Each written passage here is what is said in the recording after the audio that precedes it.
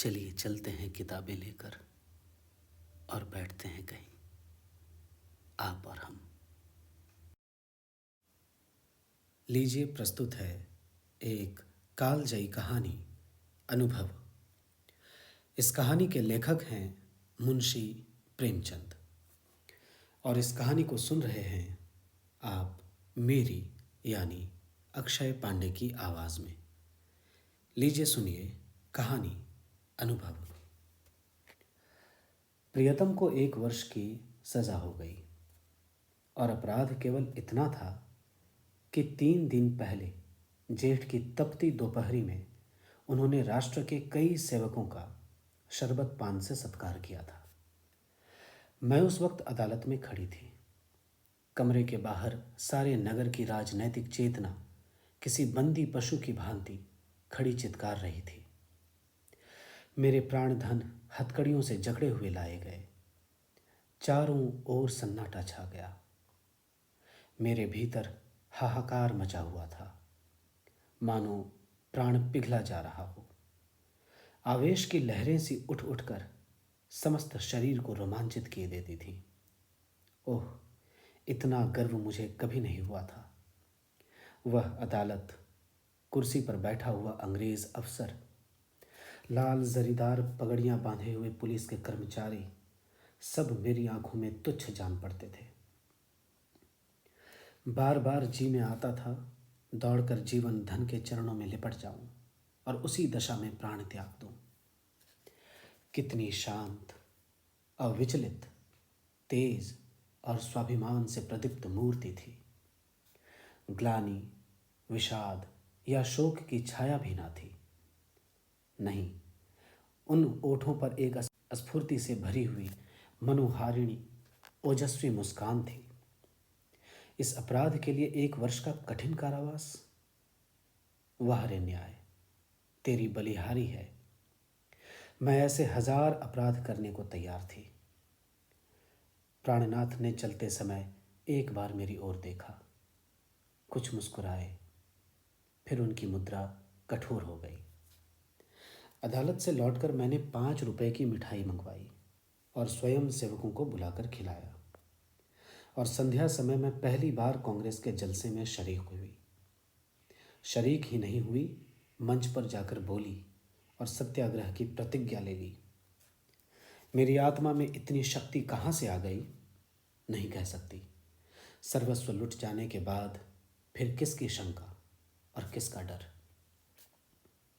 विधाता का कठोर से कठोर आघात भी अब मेरा क्या अहित कर सकता था। दूसरे दिन मैंने 2 तार दिए, एक पिताजी को, दूसरा ससुर जी को। ससुर जी पेंशन पाते थे, पिताजी जंगल के महकमे में अच्छे पद पर थे। पर सारा दिन गुजर गया, तार का जवाब न दारद। दूसरे दिन भी कोई जवाब नहीं। तीसरे दिन दोनों महाशयों के पत्र आए। दोनों जामे से बाहर थे।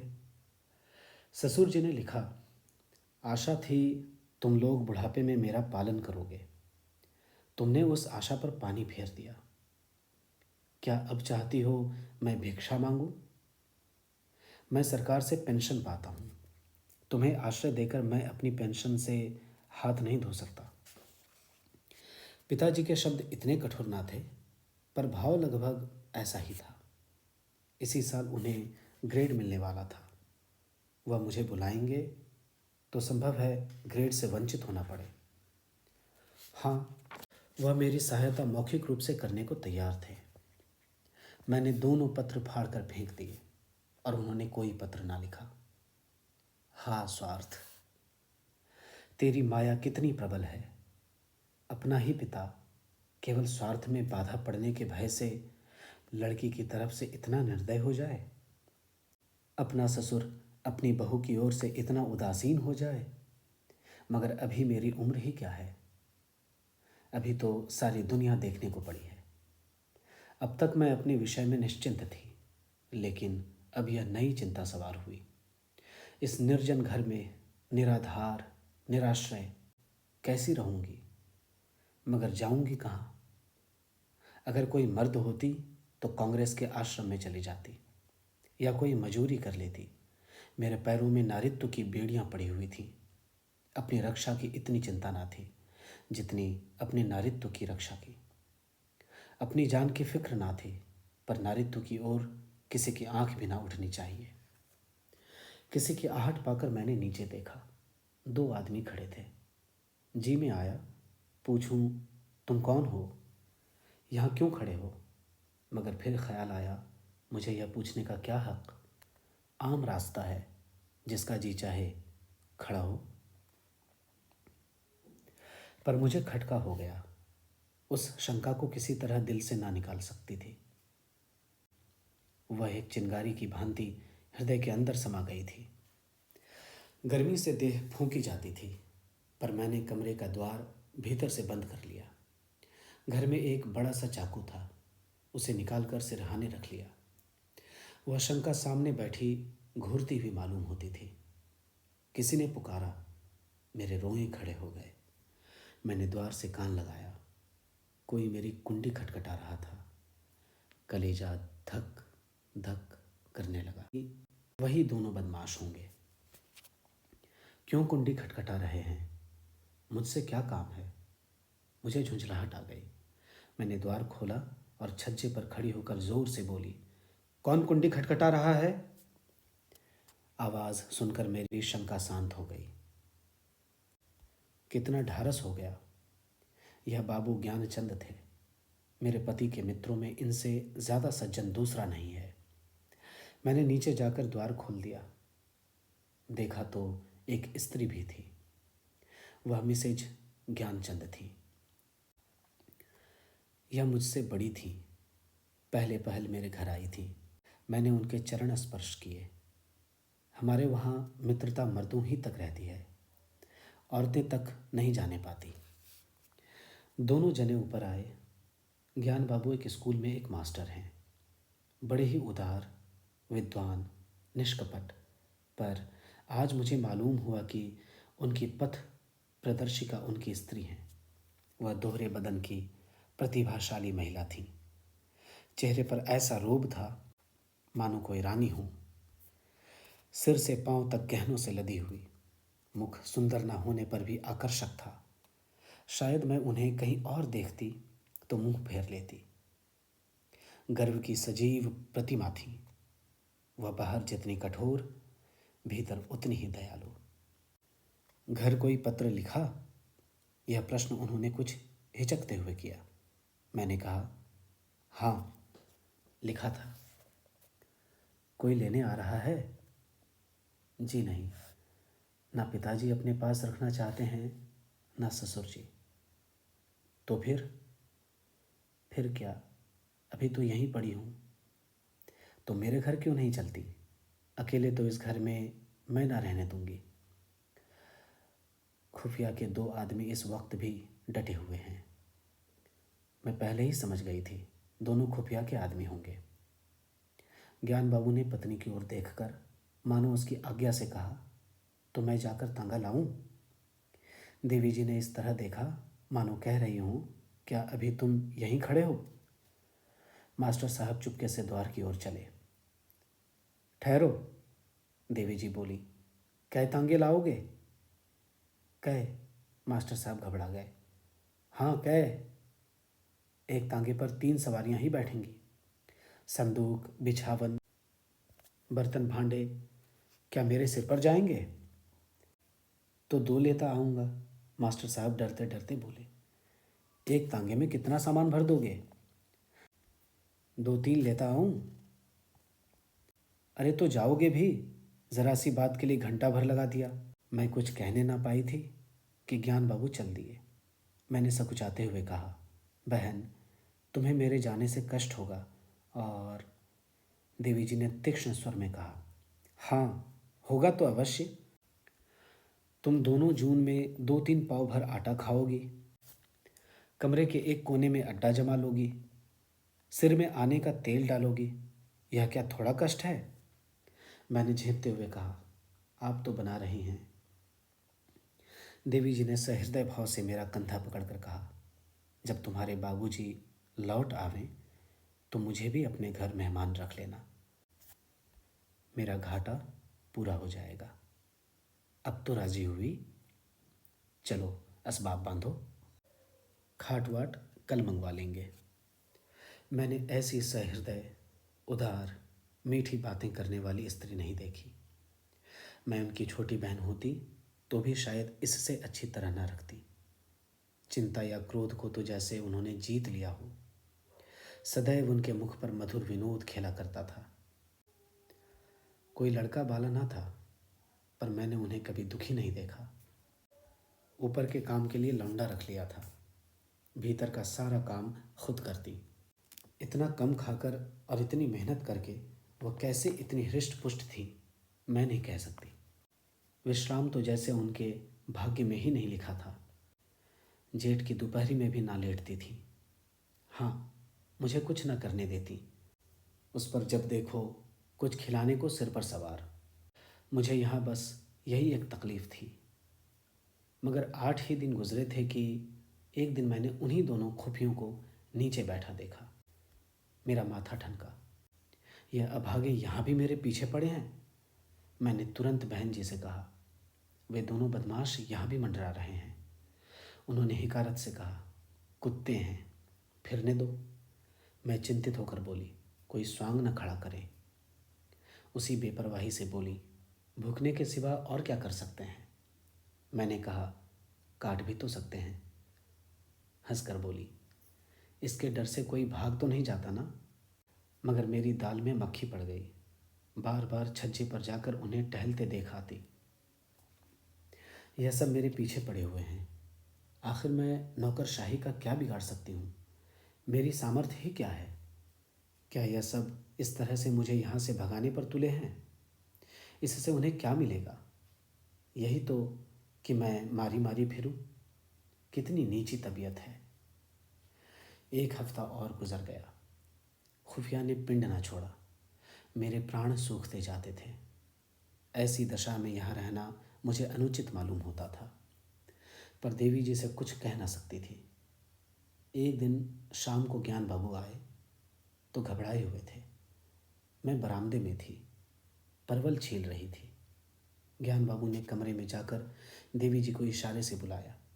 देवी जी ने बैठे बैठे कहा, पहले कपड़े वपड़े उतारो, मुंह हाथ धो, कुछ खाओ, फिर जो कहना हो कह देना। ज्ञान बाबू को धैर्य कहाँ, पेट में बात की गंध तक न पचती थी। आग्रह से बुलाया, तुमसे उठा नहीं जाता, मेरी जान आफत में है। देवी ने बैठे बैठे कहा, तो कहते क्यों नहीं? क्या कहना है? यहाँ आओ। क्या यहाँ कोई और बैठा हुआ है? मैं वहाँ से चली। बहन ने मेरा हाथ पकड़ लिया। मैं जोर करने पर भी ना छुड़ा सकी। ज्ञान बाबू मेरे सामने ना कहना चाहते थे, पर इतना सब्र भी ना था कि ज़रा देर रुक जाते। बोले, प्रिंसिपल से मेरी लड़ाई हो गई। देवी ने बनावटी गंभीरता से कहा, सच?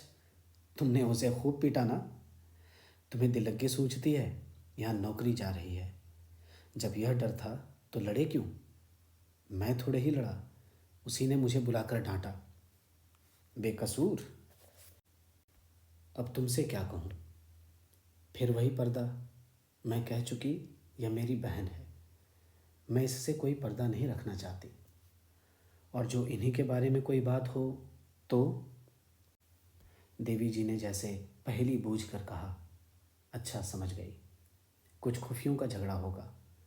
पुलिस ने तुम्हारे प्रिंसिपल से शिकायत की होगी। ज्ञान बाबू ने इतनी आसानी से अपनी पहेली का बूझा जाना स्वीकार न किया। बोले, पुलिस ने प्रिंसिपल से नहीं, हाकिम ज़िला से कहा। उसने प्रिंसिपल को बुलाकर मुझसे जवाब तलब करने का हुक्म दिया। देवी ने अंदाज से कहा, समझ गई, प्रिंसिपल ने तुमसे कहा होगा कि उस स्त्री को घर से निकाल दो। हाँ, यही समझ लो। तो तुमने क्या जवाब दिया? अभी कोई जवाब नहीं दिया। वहाँ खड़े खड़े क्या करता? देवी जी ने उन्हें आड़े हाथों लिया। जिस प्रश्न का एक ही जवाब हो, उसमें सोच विचार कैसा? ज्ञान बाबू सिर पिटा कर बोले, लेकिन कुछ सोचना तो ज़रूरी था। देवी जी की त्योरियां बदल गईं। आज मैंने पहली बार उनका यह रूप देखा। बोली, तुम उस प्रिंसिपल से जाकर कह दो मैं उसे किसी तरह नहीं छोड़ सकता, और ना माने तो इस्तीफा दे दो। अभी जाओ, लौट कर हाथ मुंह धोना। मैंने रोकर कहा, बहन मेरे लिए। देवी ने डांट बताई, तू चुप रह, नहीं कान पकड़ लूंगी। तू क्यों बीच में कूदती है? रहेंगे तो साथ रहेंगे, मरेंगे तो साथ मरेंगे। इस मर्दुए को मैं क्या कहूँ? आधी उम्र बीत गई और बात करना ना आया पति से। खड़े सोच क्या रहे हो? तुम्हें डर लगता हो तो जाकर मैं कह आऊँ? ज्ञान बाबू ने खिसिया कर कहा, तो कल कह दूंगा। इस वक्त कहाँ होगा कौन जाने। रात भर मुझे नींद नहीं आई। बाप और ससुर जिसका मुंह नहीं देखना चाहते, उसका यह आदर, राह की भिखारिन का यह सम्मान। देवी तो सचमुच देवी है। दूसरे दिन ज्ञान बाबू चले तो देवी ने फिर कहा, फैसला करके घर आना, यह ना हो कि फिर सोच कर जवाब देने की ज़रूरत पड़े। ज्ञान बाबू के चले जाने के बाद मैंने कहा, तुम मेरे साथ बड़ा अन्याय कर रही हो बहन जी। मैं यह कभी नहीं देख सकती कि मेरे कारण तुम्हें यह विपत्ति झेलनी पड़े। देवी ने हास्य भाव से कहा, कह चुकी या कुछ और कहना है? कह चुकी, मगर अभी बहुत कुछ कहूँगी। अच्छा बता, तेरे प्रियतम क्यों जेल गए? इसीलिए तो कि स्वयं सेवकों का सत्कार किया था। स्वयं सेवक कौन है? यह हमारी सेना के वीर हैं जो हमारी लड़ाइयाँ लड़ रहे हैं। स्वयं सेवकों के भी तो बाल बच्चे होंगे, माँ बाप होंगे, वह भी तो कोई कारोबार करते होंगे। पर देश की लड़ाई लड़ने के लिए उन्होंने सब कुछ त्याग दिया। ऐसे वीरों का सत्कार करने के लिए जो आदमी जेल में डाल दिया जाए, उसकी स्त्री के दर्शनों से भी आत्मा पवित्र होती है। मैं तुझ पर एहसान नहीं कर रही हूँ, तू मुझ पर एहसान कर रही है। मैं इस दया सागर में डुबकियाँ खाने लगी। बोलती क्या? शाम को जब ज्ञान बाबू लौटे तो उनके मुख पर विजय का आनंद था। देवी ने पूछा, हार की जीत? ज्ञान बाबू ने अकड़ कर कहा, जीत। मैंने इस्तीफ़ा दे दिया तो चक्कर में आ गया। उसी वक्त हाकिम ज़िला के पास गया। वहाँ न जाने मोटर पर बैठकर दोनों में क्या बातें हुई। लौटकर मुझसे बोला, आप पॉलिटिकल जलसों में तो नहीं जाते? मैंने कहा, कभी भूल कर भी नहीं। कांग्रेस के मेंबर तो नहीं हैं? मैंने कहा, मेंबर क्या, मेंबर का दोस्त भी नहीं। कांग्रेस फंड में चंदा तो नहीं देते? मैंने कहा, कानी कौड़ी भी कभी नहीं देता। तो हमें आपसे कुछ नहीं कहना है। मैं आपका इस्तीफ़ा वापस करता हूँ। देवी जी ने मुझे गले लगा लिया। शुक्रिया, आपने अपना कीमती समय दिया और इस कहानी को सुनी। आपका बहुत बहुत धन्यवाद।